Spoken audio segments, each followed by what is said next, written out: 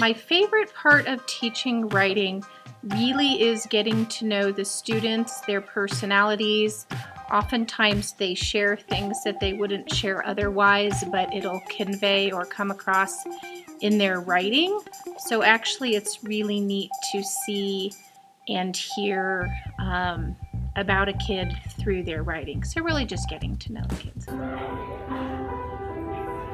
Well, my characters might be very different from me on the surface, but I always share emotions with my characters. So, for example, in We Were Liars, the antagonist is the grandfather, and he's a pretty rotten guy, but I can identify with the desire to control my children and make them obey, right? So when I'm writing him, I think about, the feelings that I have in common with him. For my characters, I mainly pull from characters. It's kind of a smorgasbord. Like I'll pull certain traits from characters I like I've seen in movies or read in other books. But I will take personality traits from people I've met in real life. I think what I love is giving students the ability to really express themselves clearly, creatively, and discover skills they didn't have before. I think sometimes it can be fun because you get to express yourself through words, but other times it gets to be really tedious.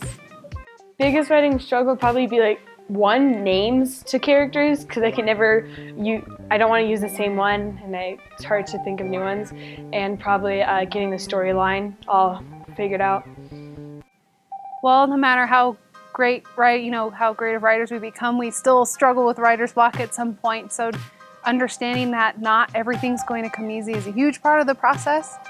Even for myself, I still suffer through writer's block, but that's when students then learn how to communicate with each other, how to talk through ideas, maybe illustrate ideas on paper, brainstorm, and just find outside sources of inspiration, and then eventually we'll get, you'll find a way to get started.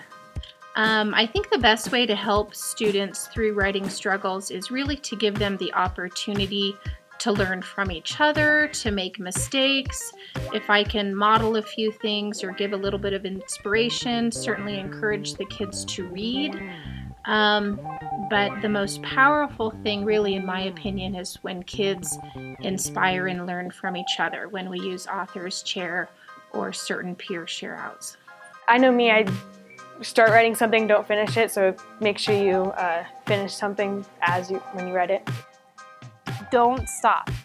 Even when it becomes difficult or you can't think of any ideas for a story or whatever you're writing, don't stop. Even if it's a little bit every day, or you take a break and you write something else, even if you think it's terrible, just keep writing. Well, my advice is really to read beyond your comfort zone. So read everything you love to read, but now and then pick up something that you're not sure you will like, something by a writer who may have a different background from you or in a genre that you haven't read before, so that you're stretching out your range. I think I would write a book in my future, because right now I do write a lot anyways, and it would be nice to be able to publish something. I like to be able to ask a question and have the author personally respond. Personally, for me, it was just really cool to get to hear from a real author, because I do want to be an author one day. So it was cool to hear from her and get some advice that I currently use. I really liked when Lockhart, during our visit, she mentioned that concept of creative or artistic flow. The thing we need most to survive in the world, yet it can kill so many. I would like that the students just appreciate and understand when a published author takes his or her time to come and share out their craft. Because some of my students I know one day will in fact become published authors, and so maybe he or she could then come back and speak with our students. But so yeah, that really anything is possible.